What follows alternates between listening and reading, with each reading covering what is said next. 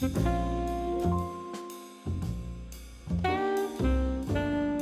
everyone, this is Vignesh here from Effortless. I'd like to welcome you to a brand new episode of Thunivu Talks. Thunivu is a Tamil word for daring, audacity, and my personal favorites, venture and win. This characteristic is most echoed by founders, operators, and venture professionals.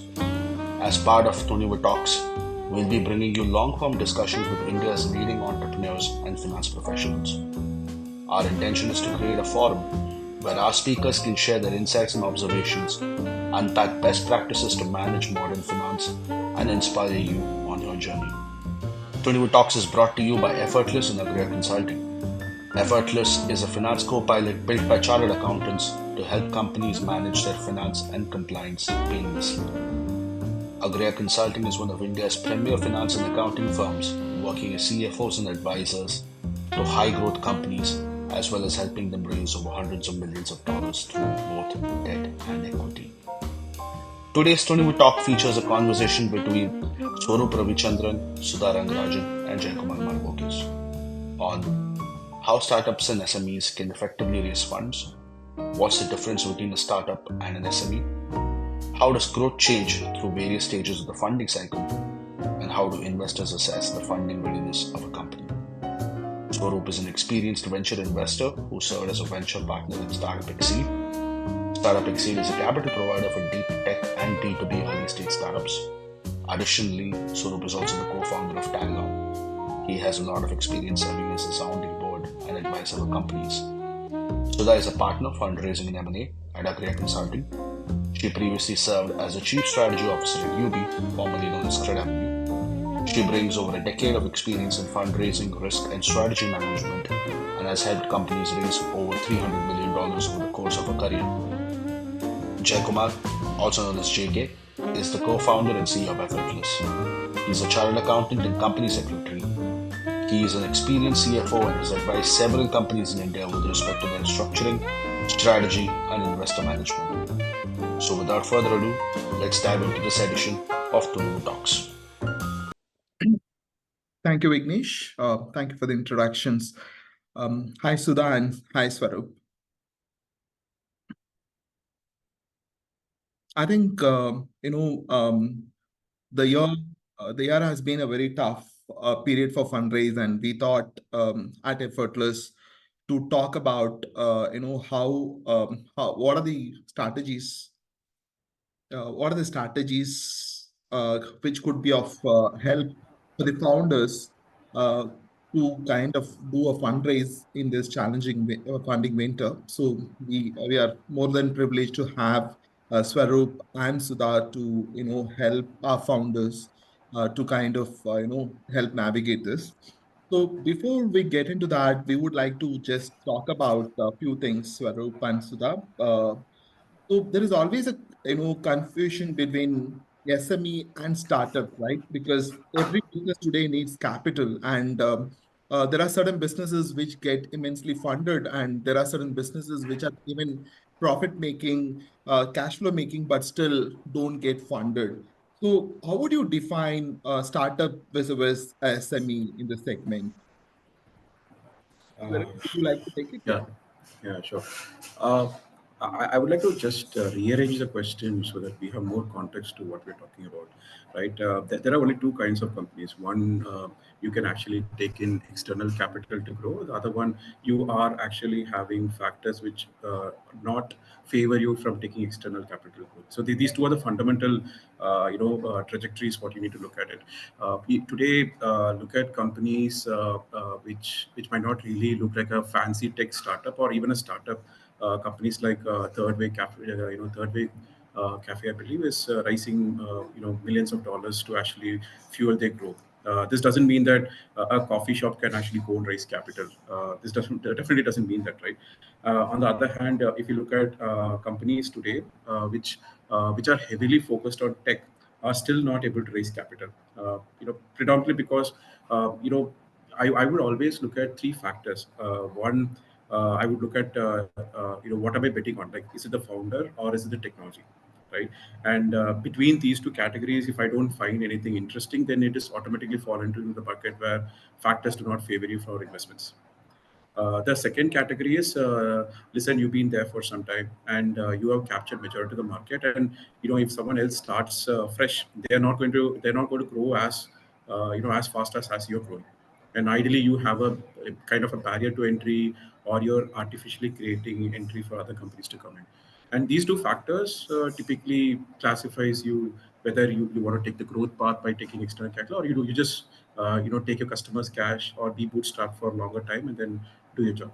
I think that's how I categorize. I don't still fall into the fall for the definition of startups. I don't think you can define it anytime soon, so that you can start using a rule engine and then classify companies. I don't think that's going to happen.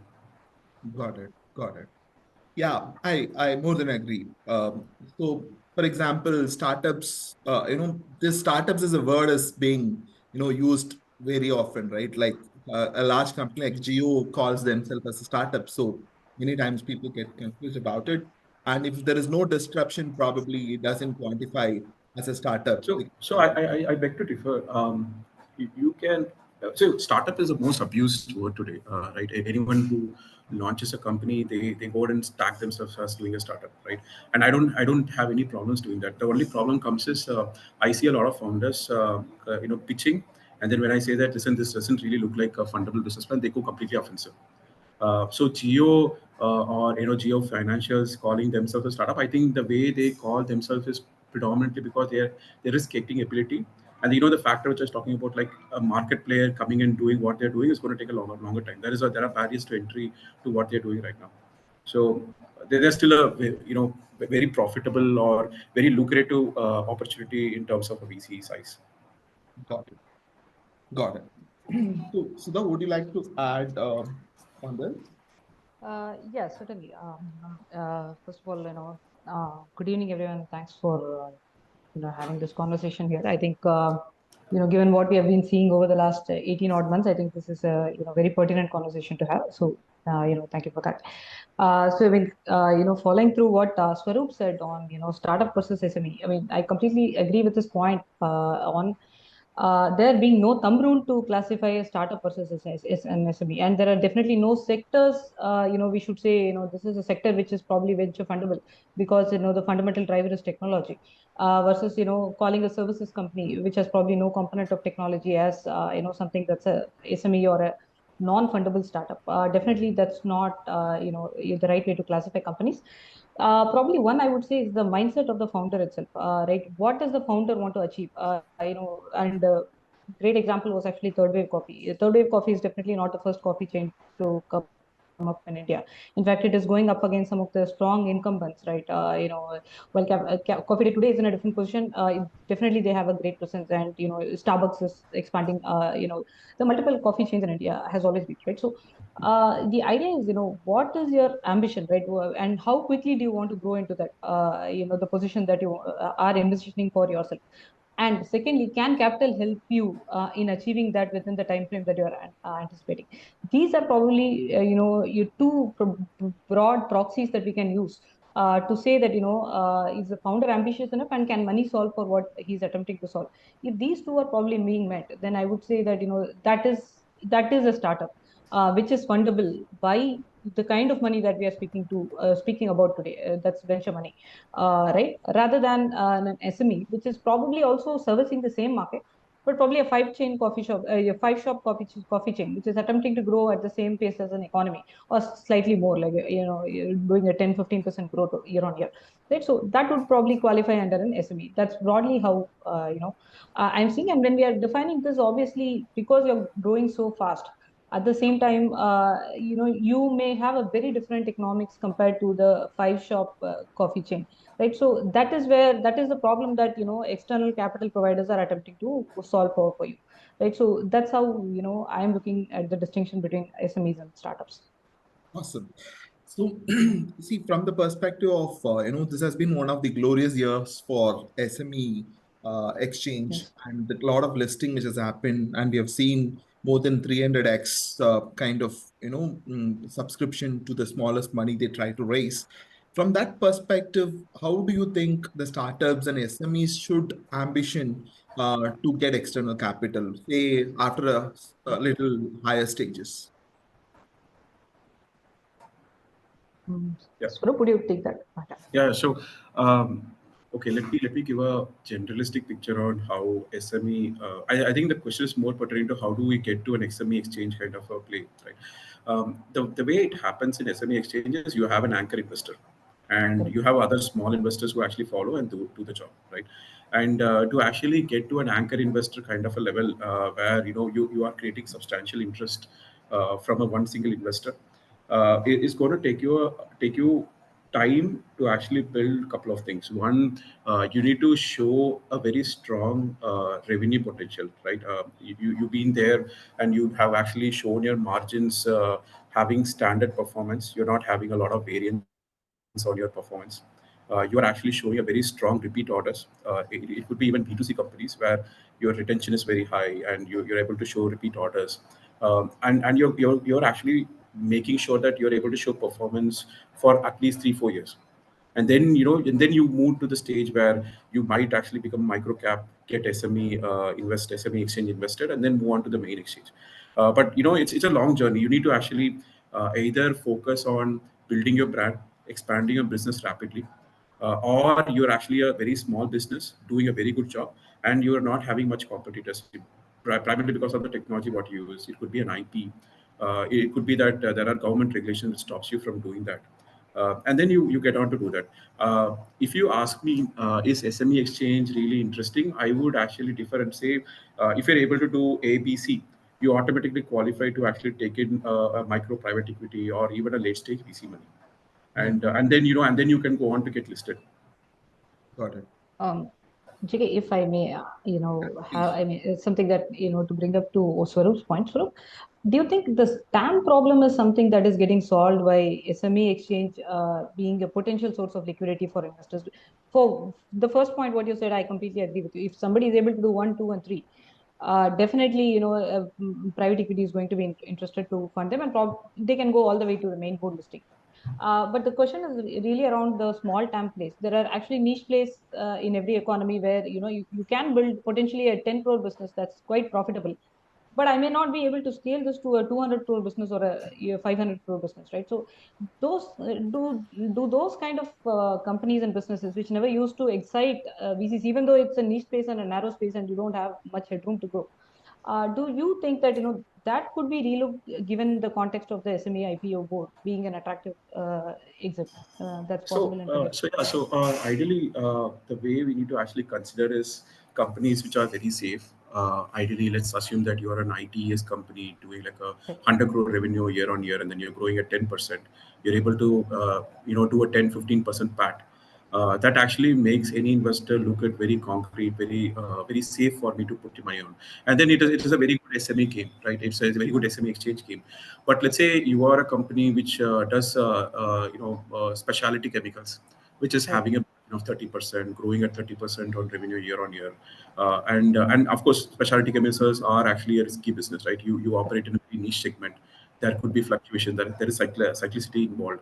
We're talking about two different categories of companies, and both these categories are still interesting for an SME exchange. We are now talking about, you're asking my perspective where my risk taking ability is quite high, and I would be always biased to invest in the category 2 companies. I would be completely off from ITES companies. I would be completely off from service led companies. As an independent investor, I'd be completely biased to look at how can I actually maximize my returns. How do I make 100x of my investment? Right. I think I'm completely biased. I would never put my money into category 1 companies. Got it. Noted. Well noted. Yeah. Yeah. So, Swarup and Sudha, so given the funding winter, which has been quite there for quite a long time, how do you see the impact on growth companies, early stage companies, and what do you think what we should as founders expect over the next 6 to 12 months? I don't think funding winter is there in India. You have a lot of dry capital waiting. You have an amazing team. You're doing something very cool. You're going to get funded. right? There is no doubt about whether people be very serious about what you're doing, unless you're completely off from the market. You're doing something which is very cliched, and it's like 10-year-old tech. You're definitely going to get funded. Too much of dry powder sitting around. The question is really on the problem is really on the later stage funds, where a lot of LP defaults are happening. Primarily because the US, Fed rates are quite high. People are more interested to put their money into the US bonds rather than to actually put their money into risk capital. But other than that, I don't think there is any funding winter. The companies are still getting massively funded. There is an amazing opportunity to build companies out of India. Like imagine that India. I know majority of the people on the who's hearing to me knows that India would be remaining young for the next 50 years, and you have an amazing market. You take healthcare. India would be a massive healthcare market. You would find a lot of health tech companies coming in. You can even look at hospitals which are actually raising massive money to actually provide Yes. health services. Right? You would always find consumer tech to be very interesting in India. You would always find remote sensing companies to be very interesting in India. So I don't think funding winter would be there unless the complete market falls and there is a full bad market in the US. I don't think we are even close to what funding winter is. And even if that is the case, we still have a lot of money coming from the Indian market. This last 3-4 years, the Indian LP's contribution has been substantially high, even though Right. you look at USD money coming inside, the contribution from Indian investors are quite high. So I don't think we are experiencing the funding winter yet. There are difficulties for companies which has remained very bad on demonstrating profitability indicators. Those guys are struggling really. But if you're doing a very good job, you're practically growing very well. I don't think anyone is facing funding winter right now. Got it. In But fact, if you notice, like last 2-3 years, the number of tickets have reduced, but the size of tickets have increased substantially, got it. right? But Swarup, do you think the milestones for funding from say 2021 types has completely moved from what it has been to now? Because you have seen idea startups or companies at very stages. Now the milestone has changed from what it has been 2-3 years back to now. The the investors' confidence today, when you talk about idea stage companies or just pitch tech companies, are moving towards seasoned founders. Like you would find a lot of second-time founders, third-time founders, raising millions of dollars just using pitch tech. Hmm. Right, Yes. and this is purely because there are founders available. Earlier, like 10 years back, there weren't much founders who are serial entrepreneurs who are randomly starting companies and doing an amazing work. Now the scenario has completely changed. If you're a second time founder and you're having an amazing team, an amazing idea, you are going to get funded at a pitch tech level. And the second category what you need to look at is companies which are heavily focused on deep tech. And today, unfortunately, companies which are with any company which says that I'm actually working on AI are getting funded at a seed level. Yes. The fundamental difference, what I'm talking about is there are companies where without capital, you could not be able to even build the product. For example, deep tech or even tech space tech, you would not be able to even get to an MVP stage. Those guys are actually having no problems in raising capital. But if you go for an app idea, saying that I'm going to build a consumer-facing app, I think those ideas are actually awaiting some kind of a milestone where they actually show a viability towards their market. I think those are getting waitlisted, Hmm. and that's not a fundamental shift. I think that's purely because of the availability of companies, availability of founders who are actually there in the market. Got it. So that from the perspective of you trying to source capital for Yes. multiple companies, what has been your observation talking to founders and various funds? What has been your observation in terms of milestones for these companies? Right. So, Jacob, what I'm seeing now is, a very similar feedback, that I'm hearing, that Swarup just highlighted. If consumer-facing companies probably, attempting to, tap capital markets today, the constant feedback that is coming in is 100 customers is not POC enough. I want 500 customers to kind of, close transactions via your marketplace, if it were a marketplace, right?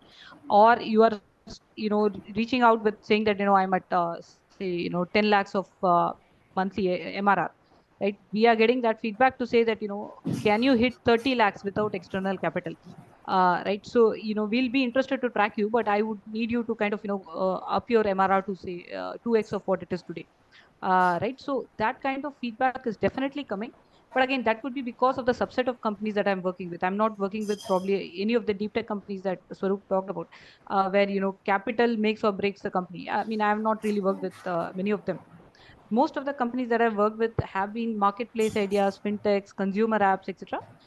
I mean, new ideas which are not definitely there in the market today, but definitely not getting, I mean, I would think that, a couple of years earlier, some founders that I'm working with today would have been able to raise capital much faster.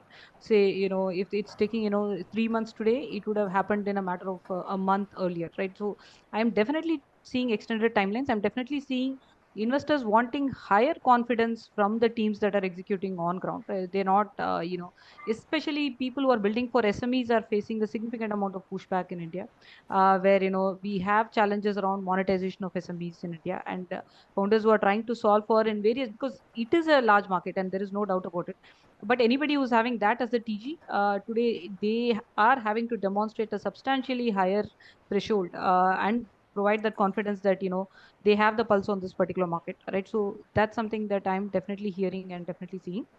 But one point that Swarup mentioned, right? If that is actually due to multiple quality founders, or founders who have done this multiple times being more available in today's India than say India prior to 10 years, then my takeaway is that that is a trend that is likely to stay, because more number of entrepreneurs are going to hit the ground running. So this number of entrepreneurs that are available to select for the funds are only continuously going to increase. So that may then become a trend to stay, where unless and until you are building something where capital is the key thing for you to build, then we must automatically start budgeting higher timeline and a higher threshold for you to hit markets. Right, idea is not good enough, or even a POC is now not good enough. The traction that you have to demonstrate is substantially more than what would have been seen a couple of years earlier. So that's one other thing. Yeah, one more factor which I wanted to add upon is from an investor's lens. I've been predominantly into B2B investments or B2B2C investments. I've not done any of the B2C investments. Predominantly factor, even when I evaluate companies, is your tech cost is extremely high. Today, engineers with a very good quality are demanding what you actually get in the US, and because of that, what really happens is earlier it used to be like you can build it in India and then you can sell it in the US. And now you're actually building it for India and trying to sell it for India. So investors are super cautious before they put their money in. So they are actually very interested to look at the traction, making sure that your revenues are actually, or your projections are going to be like very close to what you're doing. Like none of the companies which I invested had a projection, not even 30-40% closer to what they are actually projected. Like the real numbers with the business projections. We discount it like heavily to 30-40% and then do the math, right? We are very super cautious on making sure you have enough money to fund, for a runway of 18-22 months. And if you don't showcase anything which indicates that you can do that, we are not going to invest. It wasn't the case like pre-COVID or even 5-10 years back. This wasn't the case. You have very good quality HR at a ultra low cost, and then you could do an amazing job with it. Sure. Great. So, Swarup, if you look at the India market, it is at its all-time peak, right? So the return expectation of average investors has reasonably gone up. So therefore, that would obviously reflect in the GPs and LPs which you manage.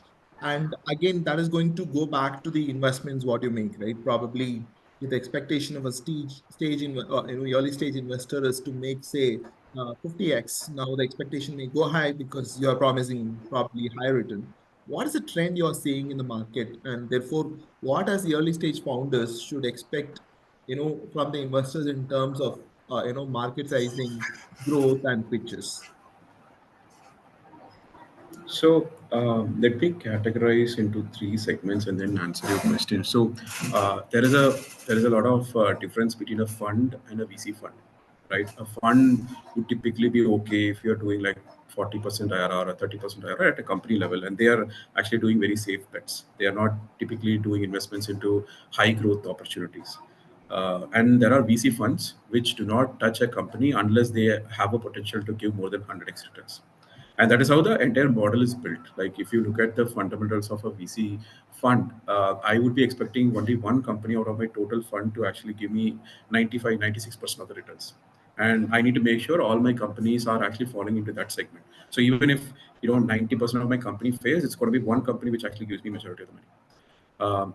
Right? And you have another category where there are very smart angel investors who typically come in very early on, and they provide a lot of strategic help in terms of early customer acquisition or market know-how. And these folks are also interested on having what a VC fund would typically get, but these guys are more of hands-on. Maybe they spend like half a day in a month, and they probably get more returns on than what a VC fund would actually get in terms of percentage, not in terms of quantum, but in terms of percentage, right?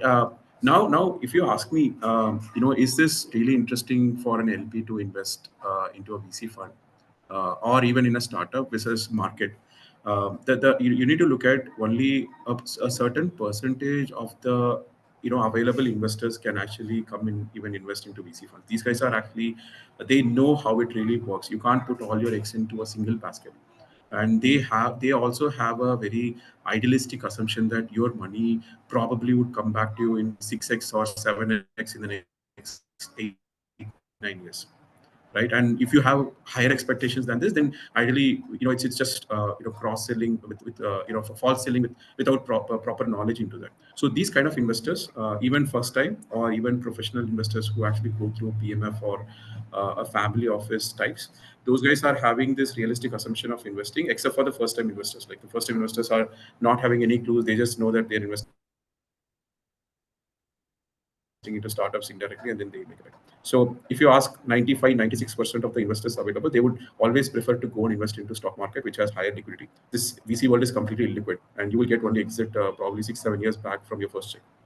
So the realistic, even when we are actually going and selling a portfolio of a bunch of companies, then ideally we say that listen, don't expect more than 5x or 6x money, and please also understand that your money can actually go to zero. Got it. Got it. So, some sectors have been in the limelight, right? Some had boomed, some had burst, and what we are actually seeing is there are a lot of investment flowing into AI at this point of time. What would be your advice, Swarup, like if we are founders who are building in other domains? For example, fintech has been in constant monitoring by RBI, and there have been many actions which has resulted to some of these companies moving from unicorn to anywhere, right? So, what would be your advice to the founders who are building in other sectors, and what are the sectors the investors looking forward to? I think I'll just answer your last question first and then remaining question. So I think India is having almost every segment of verticals which are very lucrative. Today you are having funds which are saying that I'm going to do only semicon tech. Funds which are saying that I'm going to do healthcare, which wasn't the case before, right? I think every vertical is having the niche. I would be super interested to see if there is a fund which actually does only defense. There is an amazing opportunity in defense, and predominantly because defense is a very slow moving game, heavy regulated. None of the guys are actually touching that. If there is a fund which actually focuses on defense, they're going to have an amazing time in the next 15 years. There isn't any fund which says that I'm actually pro defense and then I'm going to do only defense, right? I would be also super interested to do companies which are into space tech. So majority of the scientists today who are residing in ISRO are actually coming out, and then as a smart chance, right? They're coming out and they're actually doing companies, and they're doing amazing companies. And to my knowledge, I have listened to majority of the space tech companies, and the folks whom I listen to ideally are getting funded 4 weeks or 6 weeks after I listen to them. Right, even before I actually reach back saying that this looks interesting for me, they're getting funded. They were getting funded. That is looking very interesting. I'm super interested on biotechnology sector. There is an amazing opportunity in healthcare and bioengineering, biotech, predominantly because India doesn't have much of infrastructure. India doesn't have much of doctors. India doesn't have much of real estate to cater healthcare. And ideally, technology is a way you can leverage all of this. We look at AI to actually start doing what a pathologist does in the lab. There isn't enough pathologists available. Look at AI, which actually goes and finds cancerous cells. Today, let's say someone wants to get their tissue get tested for us cancer. There is a very fair chance that the doctor doesn't notice it. It's purely because either that's like very rare, or it's a human error. It just passes through. But AI can actually track it. I've seen company which does at 98, 99% accuracy rate, better than what a human does. So I'm quite bullish on that. Now, if so, I just forgot your first question. What was your first question? I was talking about, yeah, you pretty much answered the other one. So I was asking about these sectors and how founders say, for example, if I'm a fintech founder and knowing Oh that, yeah, the fintech uncertainties, right? I mean, if you're in a regulated entity, this is bound to happen, and this is not only to the fintech unicorns you're talking about. It's also happening to banks, heavily companies which are, I mean, banks which are heavily regulated are still facing the problem. So wherever you're regulated, this problem would continue to happen. Let's say SEBI comes and works with a broker. This is going to still be a problem. Just don't look at it from a lens where RBI comes and stops you from doing what you're doing. Wherever regulations are heavy, you're bound to get into trouble, because you're actually taking heavy risk to actually grow fast, and in that right, process you would get hammered a lot of times. got it. Got it. So, Swarup, as a founder, if I want to get ready for a funding round, right? What do you think is the readiness from the perspective of business, from the perspective of financial, and from the perspective of compliance you would expect to see from a company? And if you could name few, it would be helpful for the founders who have joined the call. Sure. I mean, this question is like, the answer is like very elaborate, but I would like to actually give some insights about how you can actually navigate the process. Number one is try to get your customers, like initial set of customers, at least 5, 6 members who are very strong in using your product or service, like they are repeat customers kind of stuff, and try to figure out why are they really buying it from you, right? And not from your closest competitor, or why there isn't any competitor, right? If you just get this answer right, then you are into that growth trajectory already, right? Now this would answer your questions on why are the other companies not doing what I'm doing. It's like your defensibility towards your business plan. It could be a price, it could be your IP, it could be your tech, or it could be the way you have designed your product. It would be multiple other things, and then getting this answer would help you answer the investor's question very in a very liquid way. If you don't get this answer when investor asks any type of question, you're trying to give him a lot of theories, which unfortunately we have listened to multiple companies. We are very good at understanding what might look interesting, what might not look interesting, and then you kind of get fuzzled out in the entire process. Number two is I mean, your projections are just your way of actually looking at how your company grows. If you're going to have an IB do major 99% of the work, and you're just going to read out the numbers for the investor, it's a complete no-no. Even for a series A or B, this is definitely a no-no, right? You need to you have to spend time on understanding the numbers. I would actually suggest any founder or even an SME to actually sit down, make a probably spend a week time. There are amazing courses on in the internet where you can go and learn how to do projections, and then build your projection by yourself. And by doing that process, you would understand how to manage your growth, how to actually fix if something goes wrong. In companies where we invested, we know that at a very early stage, founders might they would come back to us and say, okay, listen, this happened and we don't know how to model the business plan. And as an early stage investor, we typically sit and work with them. But we understand that this is how it works. But when you actually are very serious about raising capital in today's market, you need to understand the full spectrum of what you're talking about, and then go for it.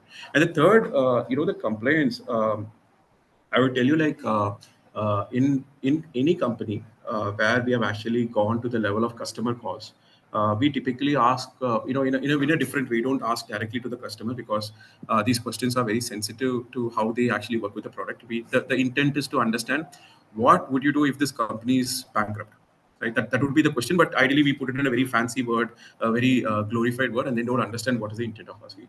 And wherever we have seen the opposite side, the client side going blank, and they don't understand, what to do when this company goes bankrupt, that's 100% invest for us. At least in 95% of the companies which we worked in, this is 100% invest for us.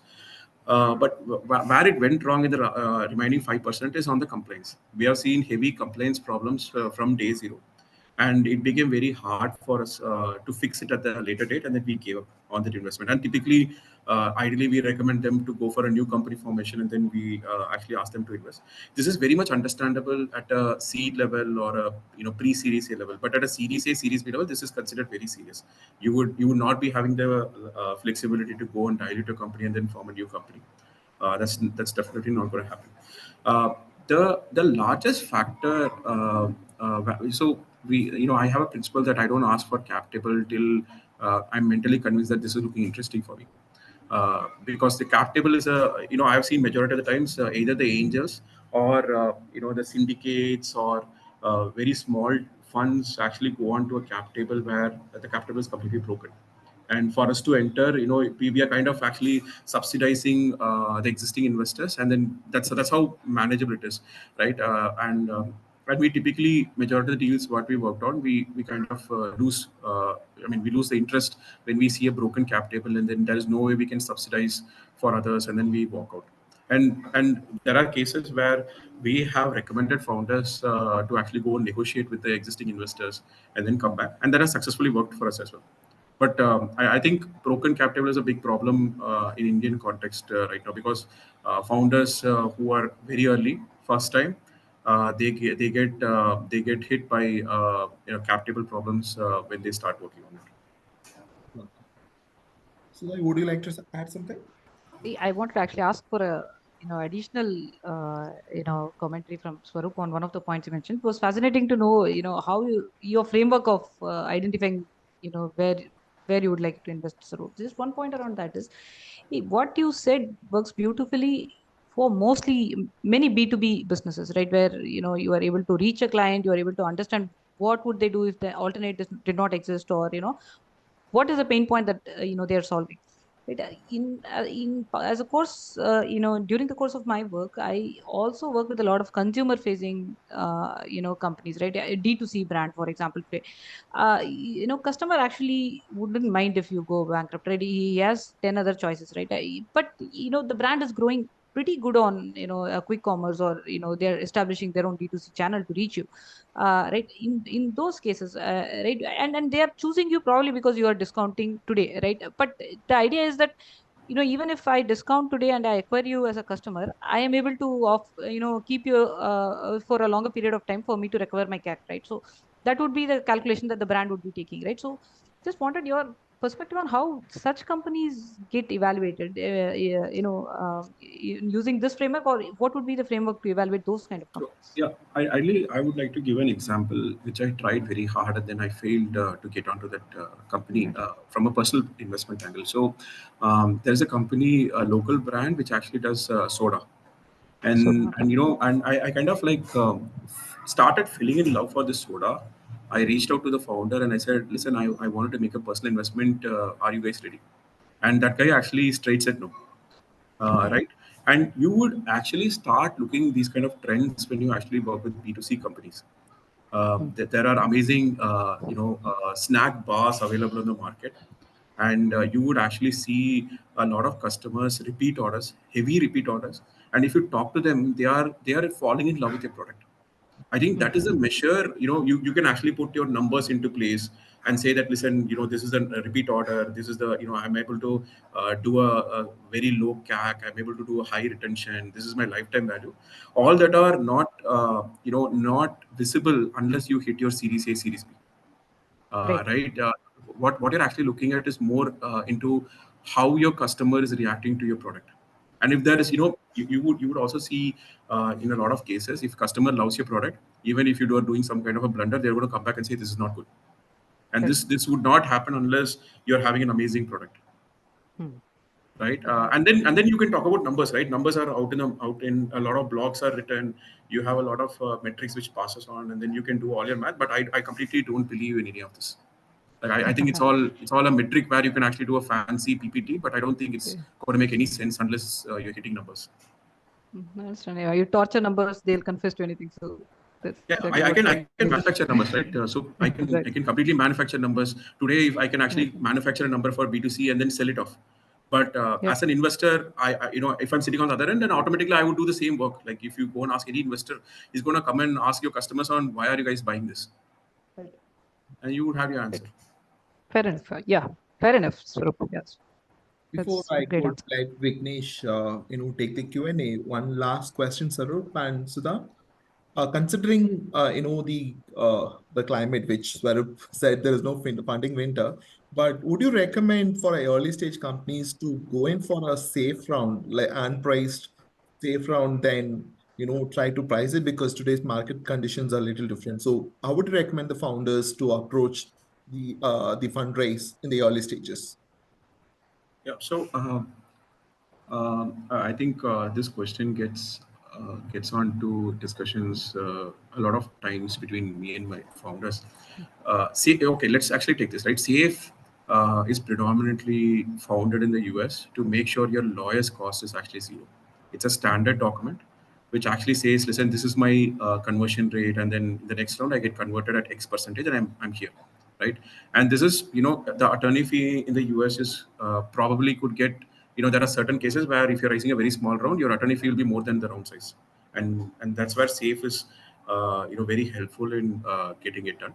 The question what you're asking is, should I actually go for a convertible at Yeah, a cap and a floor, or at a fixed rate, or should I actually do a price round?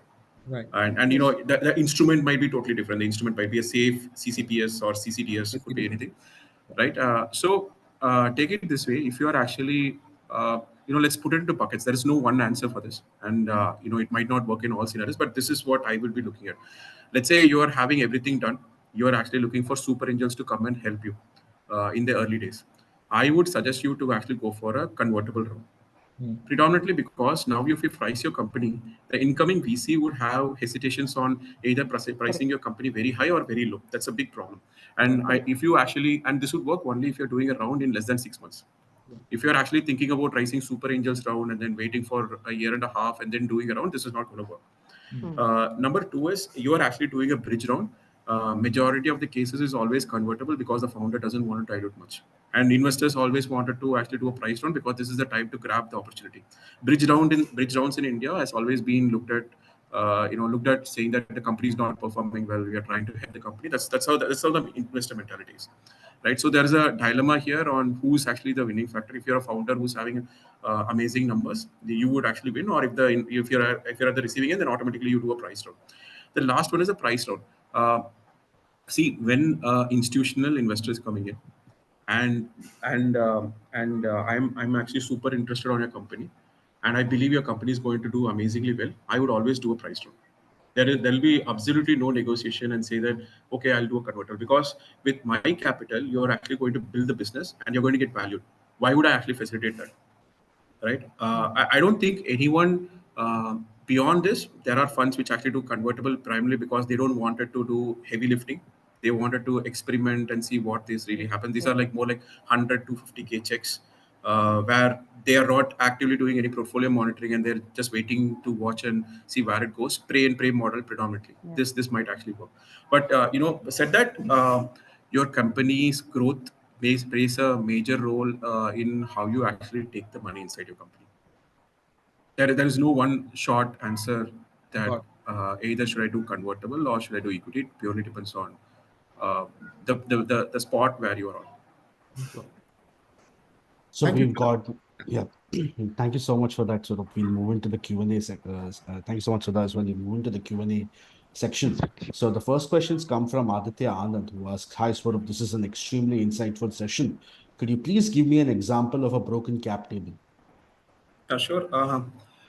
Uh, okay, so there is no hard and fast number on this. So if you find any other resources on the internet which says that what I'm telling you is wrong, please don't say that I'm wrong. Ideally, this is my insight and how it really works. Imagine that I wanted to. I mean, as a founder, probably you're two or three.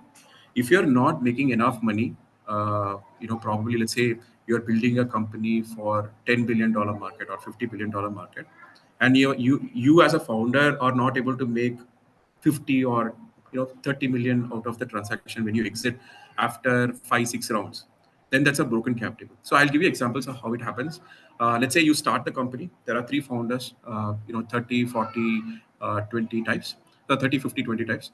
And you are having an investor who comes and says, listen, I will give you 2 crores. I need 20%. And you know that the cash is very important. You know that you need to build your company from here, and then you have to have a higher valuation and all that. But what really happens is your 2 crores will be gone in a year, majority of the times, unless you're not paying yourself or you're not having any employees. You're doing majority of the hard lifting, which is anyway going to make your company fail. Right? And with 2 crores, let's say your revenue jumps by 50% or 100% or 200%. That's still not enough for a VC fund to come and help you out, right? That's not that's probably I would actually not value a company with a higher markup than what your earlier investor came in. The minute that happens, your next investor is not ready to have a good markup from your previous investor. That is a broken cap table problem would start evolving. And you would find a lot of companies, at least I found a lot of companies where initial set of investors are having 25%, 22% for like less than $500,000 investment. And this is definitely not healthy. And this is happening for founders who are doing it for the first time. This is not happening. This is definitely not happening with a seasoned founder. And investors also are very careful not to do this work with seasoned founders. They know that they're not going to come back, and you automatically get into trouble.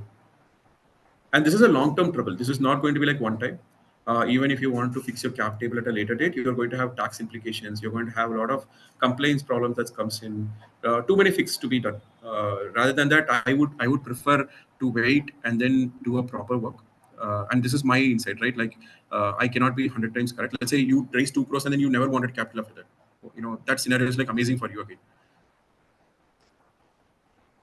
So that's how broken cap table starts working. So the next question comes from Arun. It's a two-parter. Part one is how do you quickly evaluate a near deep tech? And the second part is what's the prospect for a vertical marketplace platform like RateGain or Amadeus in India?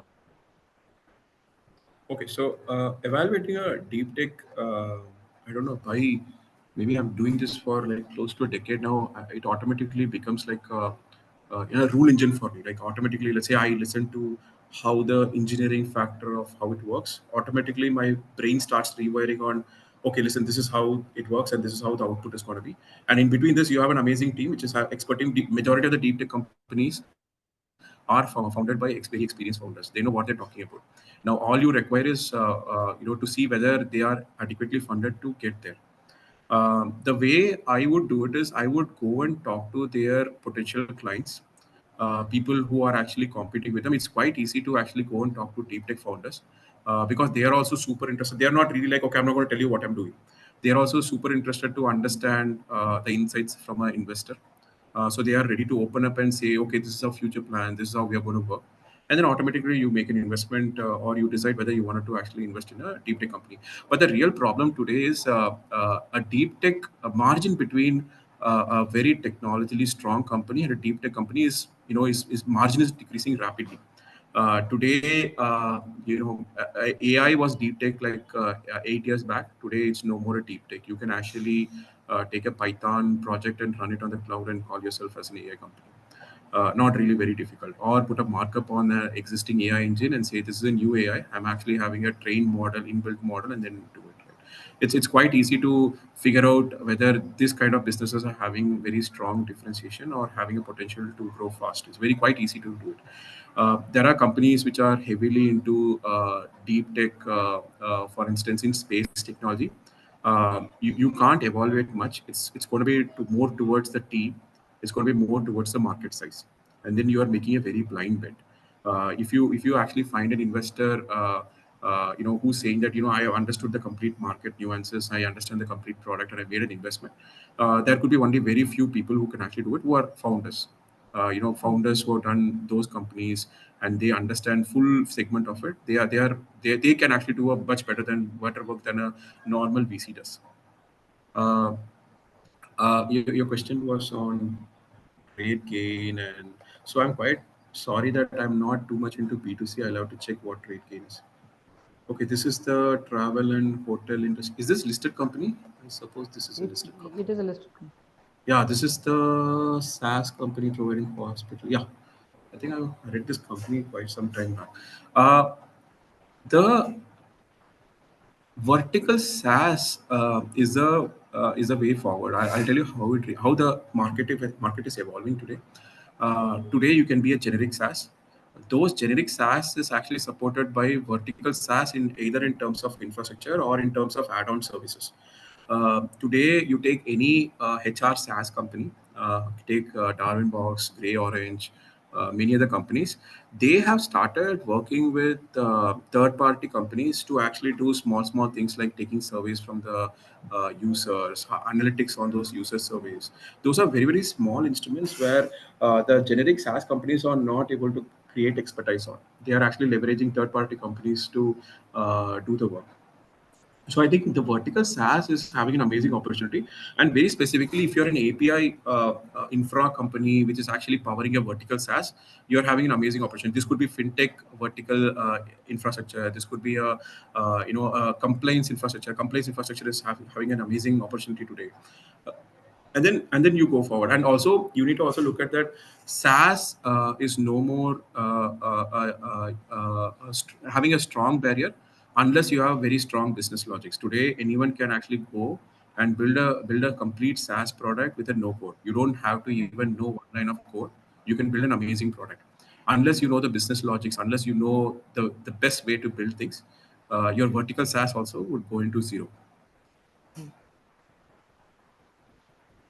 We have the next question from Atanu Roy, who asks that, hey, we are a B2B SaaS startup building in a $4 billion market, but already congested with many smaller players.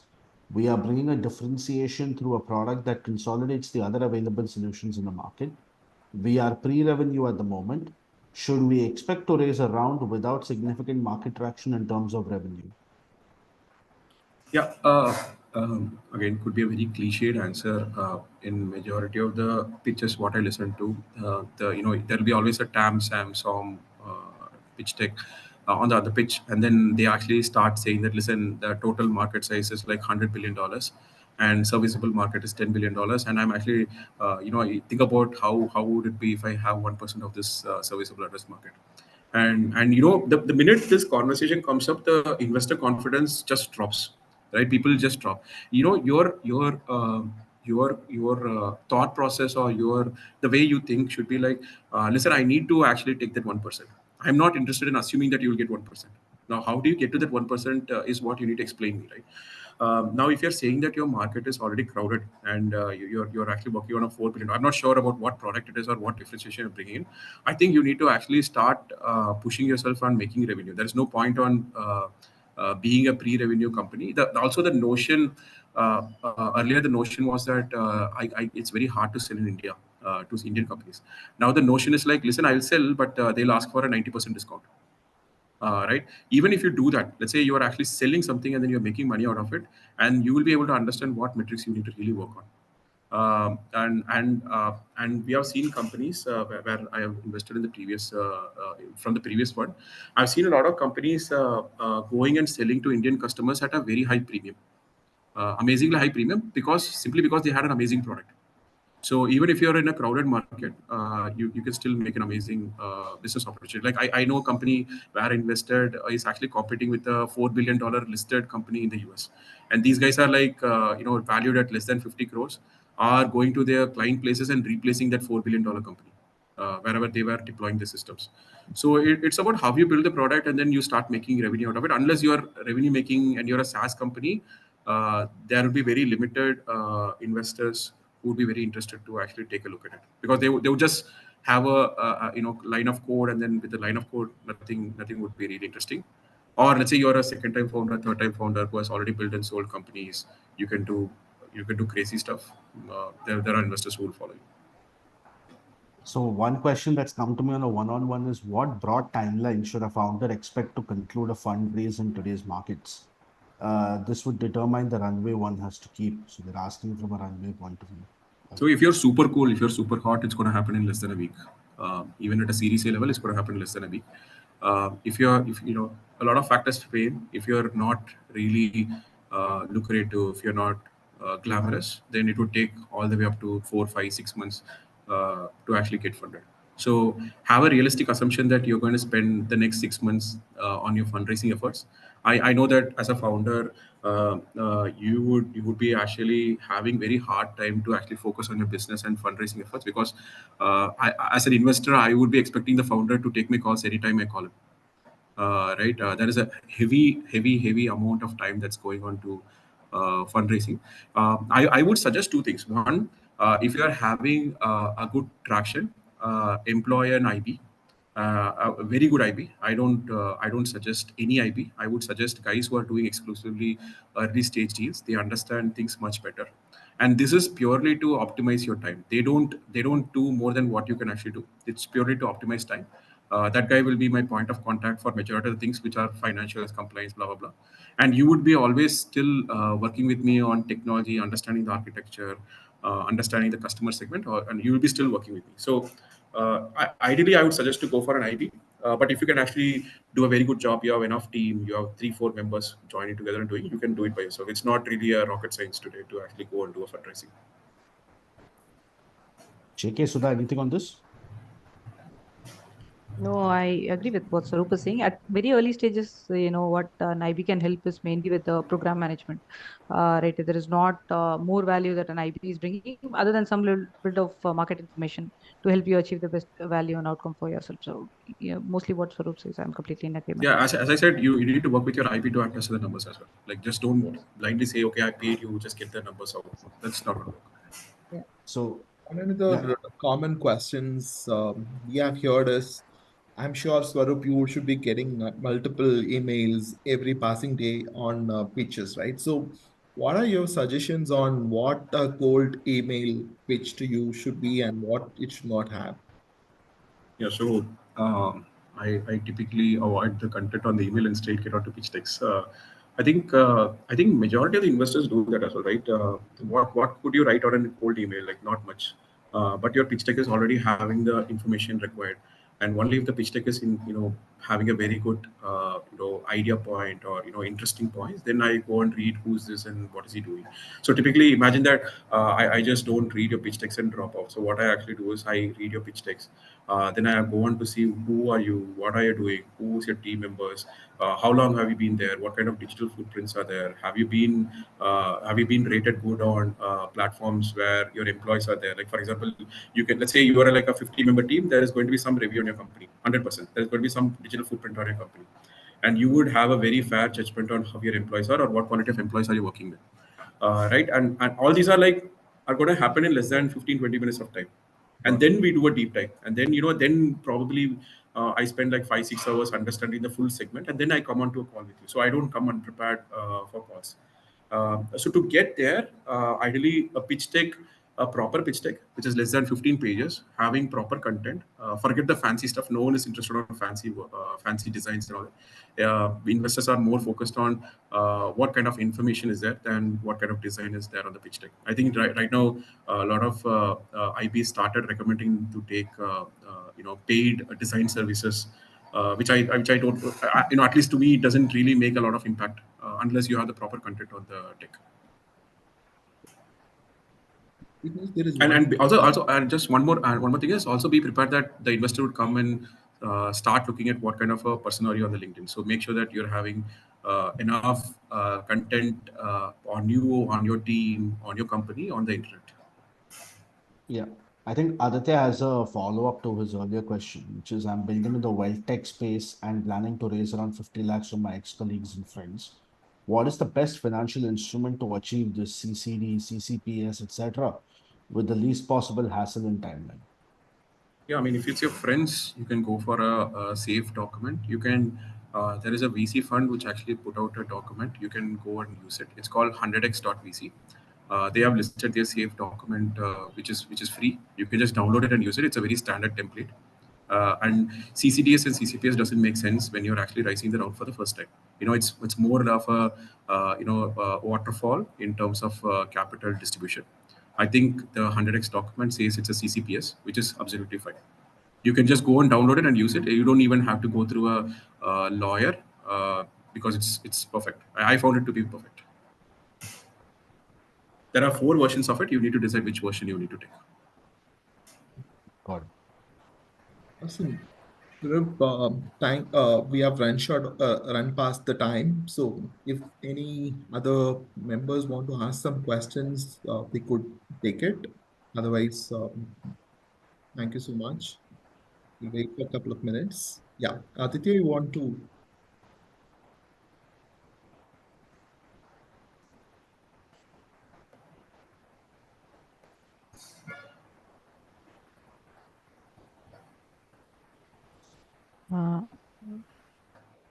Vignesh, it's possible that Aditya is not able to unmute himself.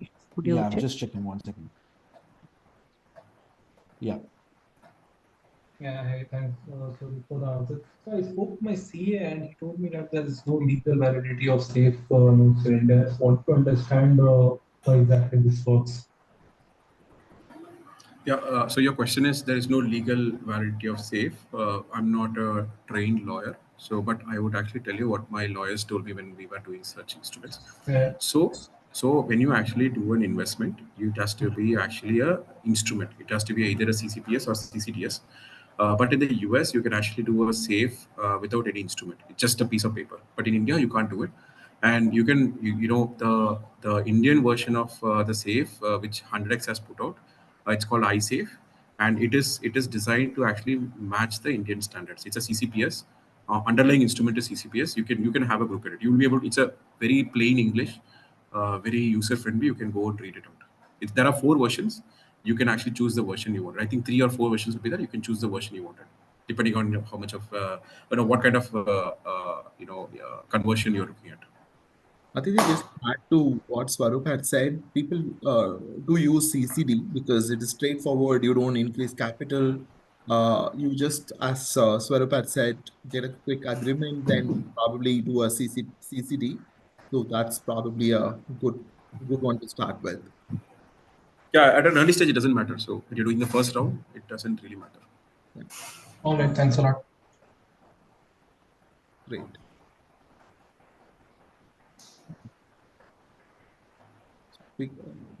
Vignesh, there is Yeah. one question.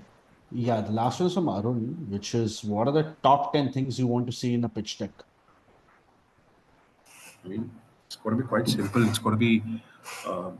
So, okay, think about this, right? Um how big is the problem, and what is the problem? You are sold 50% of the times. Like if you're working on an amazing problem, solutions can be totally different. Technology can be totally different.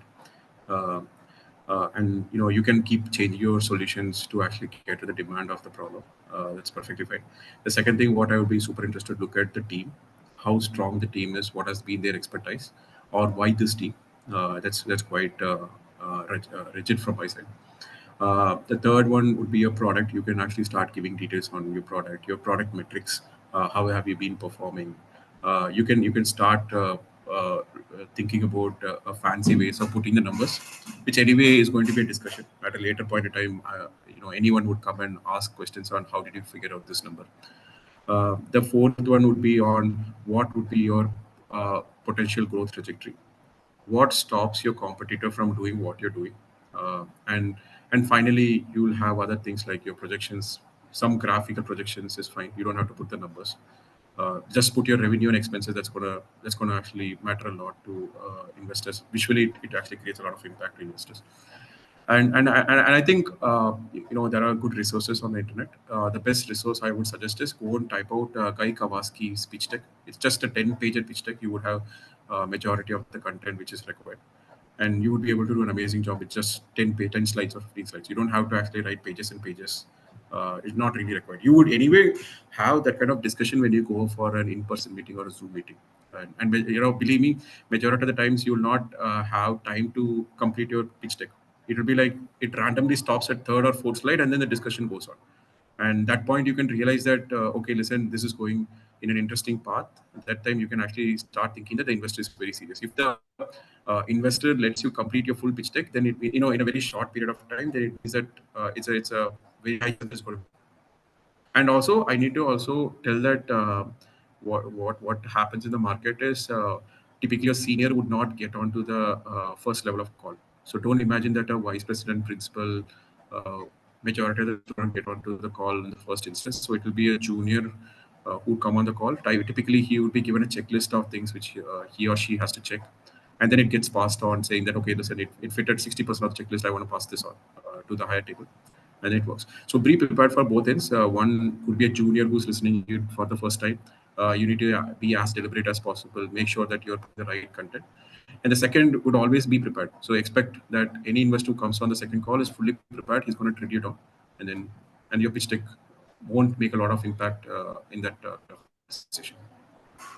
Great, Swarup, Jayakumar, Sudha, thank you so much. We thank you on behalf of everyone, Swarup, for taking the time and joining us this evening for this great session. We thank all the attendees for joining us and for your insightful questions. We'll have recordings and clips of this put up, and we'll share the notes with you, and we'll drop an email on some critical notes that we thought really raised some interesting ideas for you to consume down the line. So with that, thank you so much, and thank you so much for being a part of our conversation. Thank you for having us. Thank you, Sudha. Thanks a lot, everyone. Thanks a lot, Swarup, for taking out time to join and share with everybody your insights. Very, very helpful. Thank you. It's been my pleasure. Thanks, Vignesh. Really appreciate Thanks. it. Thank you. Thank you.